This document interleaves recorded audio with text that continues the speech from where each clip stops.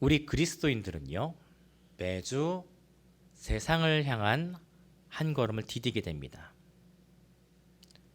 주일날 교회에 와서 우리 성도님들께서 이렇게 예배를 드리시고요. 그리고 하나님의 은혜를 이 자리 가운데서 함께 경험하고요. 우리는 각 가정으로 돌아갑니다. 그리고 월요일을 맞이하면서 우리는 세상을 향한 한 걸음을 디딥니다. 우리 모두는 세상을 향해 나아갑니다. 그리스도인들에게 세상은 늑대와도 같습니다. 이리와도 같습니다. 또 세상이 실제로 그렇기도 합니다. 어떻게든 서로에게 이득과 이윤을 취하려고 하고요. 어떻게든 서로의 것을 빼앗으려고 해요. 우리 그리스도인들에게도 마찬가지죠. 어떻게든 우리의 것을 가져가려는 세상, 우리의 것을 취하려는 세상, 때로는 그것 때문에 우리를 공격하기도 하고, 때로는 우리를 못살게 굴기도 하고요. 때로는 우리를 핍박하기도 하고요. 우리는 그러한 세상을 향한 첫 걸음을 매주 디디고 있습니다. 매주 월요일마다요. 직장 생활을 하고 있는 청년들에게는 월요일이 충분히 심적인 부담으로 다가올 수 있습니다. 월요병이라는 표현이 생길 만큼요. 아마 지금 이 자리에서 월요일이라는 단어만 사용을 해도 벌써부터 표정이 좀 좋아지지 않는 청년들이 있을 수 있을 것입니다. 아, 목사님 제발 이 자리에서만큼은 그 단어를 언급하여 주지 말았으면 좋겠습니다. 하나님 앞에서, 하나님 안에서 쉬려고 왔는데 굳이 월요일 얘기를 하셔야 하나요? 라고 생각하는 그런 청년도 있을지 모르겠습니다. 그만큼 일하는 청년들에게는요, 일터로 다시 나간다는 것이 결코 심적으로 쉬운 일이 아닙니다. 매주간의 상황에서 우리는 선교적인 상황을 맞이합니다. 우리가 가진 믿음만으로요, 이 세상을 살아가기에 세상은 너무나도 악하고요. 무엇보다 우리 그리스도인들을 향해 세상은 이리와 같이 그리스도인이라는 이유로 우리를 박해할 수도 있습니다. 그런데 그러한 우리에게 예수님이 말씀하십니다. 마태복음 10장 16절입니다. 함께 읽겠습니다. 보아라. 마태복음 10장 16절. 읽겠습니다. 보아라, 내가 너희를 보내는 것이 마치 양들을 이리 가운데로 보내는 것과 같다. 그러므로 너희는 뱀같이 슬기롭고 비둘기같이 순결해져라. 예수님은 우리가 세상을 살아가는 데 있어서 뱀같이 슬기로울 것을 말씀을 하십니다. 예수님의 말씀입니다. 예수님께서 직접 우리에게요, 지혜가 필요합니다라는 것을 알려주시는 거예요. 그리고 굉장히 파격적인 단어마저도 사용하십니다. 뱀, 간교함, 교활함이라는 그런 의미가 함께 들어가 있는 이 뱀이라는 단어를 예수님께서 함께 사용하셔요. 세상의 어려움을 너희가 전부 받아들이는 것이 능사가 아니다. 세상의 어려움을 너희가 전부 수용하는 것만이 답이 되지 않는다. 지혜로워져라. 피할 수 있으면은 피하여라. 지혜를 발휘하여 위기의 상황을 늘 조심할 수 있도록 하여라. 지혜를 통해 위기를 피할 수 있으면 미리 피하도록 하여라. 하지만 예수님께서 이 말씀을 하실 때 우리에게 지혜만 말씀하시지 않으시죠. 우리에게 비둘기처럼 순결할 것을 함께 말씀하셔요. 자, 그렇다면은요, 우리 그리스도인들에게 우선순위가 어디 있을까요? 지혜에 있을까요? 순결에 있을까요? 우리에게 우선순위가 있다고 한다면요, 우리에겐 무엇이 우선순위가 되어야 할까요? 순결, 제가 표현을 보니까 영어로는 이제 innocent라는 표현을 사용하기도 합니다. 그러니까 이 문맥 안에서는요, 다른 사람들 앞에서 떳떳함을 뜻합니다. 저희가 잘 알고 있는 정직, 정결, 남들 앞에서의 떳떳함, 이러한 의미로서 이해하여 볼 수 있습니다. 떳떳함, 정직, 정결, 이것들은요, 그리스도인들의 내적 가치입니다. 겉으로는 드러나지 않지만요, 우리의 중심에서 우리가 가져야 할 가치예요. 지혜는요, 상대적으로 외적 가치에 있어요. 자, 지혜 자체가 그리스도인들에게요, 내적 가치가 될 수 없어요. 지혜라는 하나님을 경외하는 것이 지혜의 출발이다라고 잠언에서 말하는 것처럼요, 지혜가, 죄송합니다, 순결이 지혜의 옷을 입어야 돼요. 반대로 지혜가 순결의 옷을 입어서는 안 됩니다. 이렇게 되면 곤란해집니다. 비둘기가 뱀처럼 뱀의 옷을 입는 것이지, 뱀이 비둘기의 옷을 입는 것이 아니에요. 뱀이 비둘기의 옷을 입게 되면 남들을 속일 수밖에 없게 되고, 겉으로 아닌 척 할 수밖에 없게 되고요, 전혀 다른 상황이 됩니다. 분명히 그 우선순위가 존재해요. 그리고 본문 안에서도 실제로 맞이하게 되는 마지막의 상황은 증인의 상황이기도 하고요. 우리 그리스도인들에게는요, 지혜와 순결이 모두 있어야 합니다. 그리고 이 둘 중에서 우선순위는 순결, 정직에게 있습니다. 핍박과 고난으로 인한 최후의 순간에서요, 우리가 예수님의 증인이 되어야 하는 것처럼요, 우리 그리스도인들의 본질적 가치, 우리 그리스도인들의 내적 가치는 정직입니다.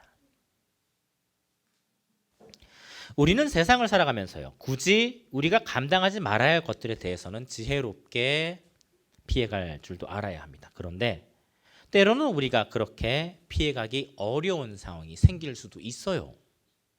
때로는 우리의 현실에서요, 우리가 피하기 어려운 문제와 마주할 때도 있습니다. 때로는 그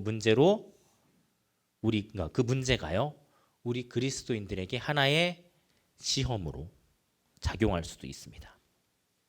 제자들이 꼼짝없이 공회에 넘겨질 때처럼요, 이 사람이 그리스도의 증인인지 아닌지를 시험하는 그런 시험대 위에 올라가게 되는 것처럼요. 그런데 예수님은 그 순간에 대해서 우리에게 걱정하지 말라라고 하셔요. 19절과 20절입니다. 함께 읽겠습니다. 19절과 20절 시작. 그들이 너희를 넘겨줄 때 너희가 어떻게 또는 무엇을 말할지 걱정하지 마라. 그때 너희의 말한 것이 너희에게 주어질 것이기 때문이다. 말하는 이는 너희가 아니라 너희 안에서 말씀하시는 너희 아버지의 영이시다.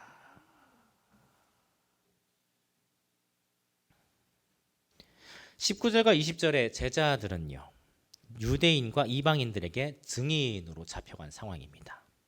예수님에 대한 증인으로요, 예수님을 믿고 전한다는 이유로 잡혀간 상황이에요. 이 상황에서 예수님에게 대하여 어떻게 말할지, 어떻게 증언할지 고민하지 말라라고 하셔요. 성령님께서 어떻게 말할 것인지를 도와주실 것이라고 해요. 너희 안에서 말씀하시는 아버지예요. 너희 안에서 말씀하시는 너희 아버지예요. 너희라는 단어가 2번이나 들어가 있어요.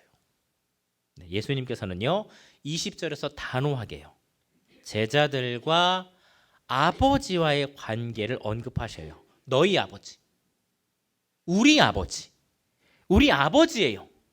성령님께서 예수님에 대해 증언할 수 있도록 성령님께서 우리를 도와주신다는 거예요. 아버지에서 증언할 수 있도록 우리들을요, 우리 성도님들을요, 저를요. 20절에서는요, 증인의 삶에 대한 중요한 원리가 있습니다. 제자는요, 예수님 때문에 부득이하게 잡혀가요. 피할 수 없는 상황이 발생하는 거예요. 지혜를 통해 늘 위협에 대해 조심해 왔지만 지금은 그 지혜로도 피할 수 없는 상황이 생기는 거예요. 그 상황에서요, 이 제자의 입술을 하나님이 주관하십니다. 잡힌 상황에서 결코 걱정하지 말라라고 하셔요. 예수님의 제자로 살아가는 백성을 지켜주시는 분은 성령님이셔요. 성령님이 그를 붙들고 성령님께서 그를 다스리고 성령님께서 그를 이끄셔요. 이 원리를요, 보다 보편적으로요, 우리에게 적용해 보면은 우리 그리스도인들은요, 세상에서 뱀과도 같은 지혜의 옷을 입고 살아갑니다. 하지만 우리로 인해서 우리 스스로가 그리스도인의 증인임이 드러나게 될 수밖에 없을 때가 있습니다. 드러나게 될 수밖에 없는 상황이에요. 우리의 입술로서의 증언만이 아니라 삶으로서의 증언이에요. 그리스도인으로서 우리가 택할 수밖에 없는, 보여줄 수밖에 없는, 할 수밖에 없는 그리스도인으로서의 모습. 그런데 이러한 삶 역시요, 우리가 주관하는 것이 아니라는 거예요. 우리에게 주도권이 있는 것이 아닙니다. 주도권이 있는 것이 아니라는 것은 이것이 우리의 의가 되는 것이고 이것이 우리의 능력으로 해나갈 수 있는 것이 아니라는 거예요. 하나님께서 도와주시고 하나님께서 이끌어주시고 하나님께서 함께 하신다는 거죠. 우리 안에 계신 하나님, 우리 안에 계신 나의 아버지께서 하신다는 거죠. 우리는요, 우리를 지키는 하나님에 대해서 충분히 신뢰를 할 수 있어야 합니다. 그리고 그 신뢰를 가지고요, 우리가 우리의 삶에서의 한 걸음을 내딛어야 하는 것이죠. 우리에게는 이 한 걸음이 필요합니다. 우리에게 필요한 것은 바로 이 한 걸음이에요. 그리스도인으로서 살아가겠다는 결단과 한 가지의 실천. 그리스도인으로서 살아가겠다라는 결단과 한 가지의 실천. 심리적으로 좀 부담이 되실 수도 있으십니다. 그런데 그 부담에 대해서요, 하나님께서 오늘 이렇게 말씀하십니다. 너희가 하는 것이 아니라고요. 내가 하는 것이 아니라고요. 하나님께서 하는 것이라고요. 하나님께서 도와주시겠다라는 거예요. 하나님께서 함께 하시겠다라는 거예요. 하나님께서 지켜주시겠다라는 거예요. 하나님께서 그 삶을 살 수 있도록 우리를 이끌어 주시겠다라는 거예요. 사람의 능력으로서는 할 수 없대. 사람으로서는 할 수 없대. 하나님께서는 능히 하실 수 있다라고 말씀하시는 거예요. 이것이 우리 그리스도인의 삶의 원리입니다. 그리스도인의 삶의 원리요. 우리는 이 원리를 가지고 또 한 주간을 살아가야 합니다. 이 증인된 삶이라는 것이 결코 쉬운 삶은 아닙니다. 그리스도인은요, 더러는 미움을 받을 수도 있습니다. 더러는 우리가 미움받을 각오도 해야 할 것입니다. 예수님을 믿는 것으로 인해서 내가 사람들로부터 핍박과 어려움을 당할 수도 있다라는 생각을 해야 합니다. 예수님도 이 삶이 결코 쉬운 삶은 아니라고 하십니다. 22절입니다. 함께 읽겠습니다. 너희가 내 이름 때문에 모든 이들에게 미움을 받겠으나 끝까지 견디는 그 사람은 구원을 받을 것이다. 예수님께서는요, 10장에서 줄곧 너희들 복수형으로 언급해 오셨습니다. 계속 복수형으로만 말씀해 오셨습니다. 그런데 22절에서요, 끝까지 견디는 자라는 표현에서는요, 단수로 말씀하셔요. 그 이전까지는 계속 복수로 말씀해 오시다가 끝까지 견디는 자에 대해서만큼은 단수로 말씀하셔요. 상대적으로 끝까지 견디는 자가 많지 않을 수 있다는 거예요. 그만큼 쉽지 않다는 거예요. 하지만 그래도 끝까지 견디는 자에게 위기의 순간에서 하나님께서는 살려주시겠다고 해요. 위기의 순간에서 구원받을 것이다 라고 말씀을 하셔요. 이것이 영적인 구원이 되든지 간에 아니면 상황적인 도움이 되든지 간에요. 그 도움은 하나님으로부터 온다라는 것이죠. 그럼 우리에게 필요한 것은 무엇인 거예요? 증인으로서의 삶을 우리 스스로가 견디며 나가는 거예요. 견디며 나가는 거예요. 성도님들, 이 견딤이라는 것이 우리에게 필요합니다. 증인으로서의 견딤. 그런데 하나님께서는요, 결코 우리 성도님들을요, 증인으로서의 그 견딤의 상황에 그냥 놔두시지 않습니다. 하나님께서 견딜 수 있도록 도와주시고요. 하나님께서 인내할 수 있도록 도와주셔요. 하나님의 신실하신 약속 안에서, 언약 안에서. 그래서 이것을 가지고서는요, 성도의 견인이라고 이야기합니다. 견디게 하심과 인내하게 하심. 성도의 견인. 하나님께서 견딜 수 있게 해주시는 거예요. 우리가 견디는 게 아니에요. 하나님께서 견딜 수 있도록 우리에게 힘과 능력을 주시는 거예요. 우리는 그저 그런 삶을 살아가겠습니다 라는 결단만 함께 하면 되는 거예요. 결단과 그 삶으로서의 한 걸음. 각자에게 한 걸음이 있습니다. 각자에게요. 그 각자의 한 걸음이 존재해요. 그런데 하나님께서는 그 각자의 한 걸음에 함께 하시겠다라는 거예요.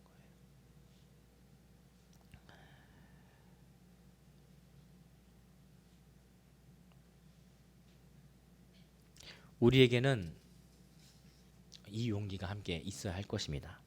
미움받을 용기. 하지만 하나님께서는 결코 제자된 백성을 방임하지 않으십니다. 하나님께서 우리를 도우십니다. 하나님께서 우리를 지키십니다. 하나님의 신실한 언약 안에서 우리를 돌보시고 우리를 지키시고 우리를 인도하십니다. 우리를 지키시는 하나님, 우리를 도우시는 하나님, 우리와 함께 하시는 하나님을 충분히 우리 삶 가운데서는 신뢰할 수 있어야 합니다. 우리 주신 말씀을 가지고 잠시 기도하는 시간 가지도록 하겠습니다. 하나님께서 주신 말씀 안에서 또 각자의 말씀에 따른 반응을 가지고 또 하나님께서 각자 말씀에 대한 인도함을 가지고 우리가 각자 또 기도할 수 있는 시간 가질 수 있기를 원합니다. 함께 기도하시겠습니다.